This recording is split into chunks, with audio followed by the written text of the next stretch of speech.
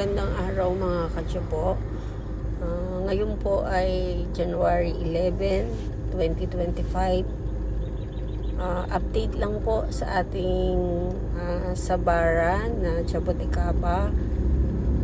Sa mga nag-order po or mag-o-order po ng Jaboticaba fruits, ito po ngayon ang present condition or present status ng ating puno.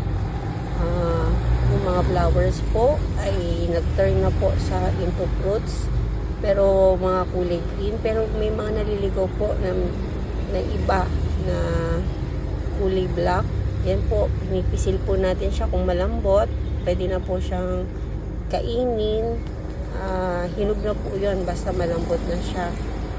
Kasi po pag medyo matigas po, medyo hindi pa po siya gaano katamis. Pero pag hinog na po, matamis na po siya. So, ayan po.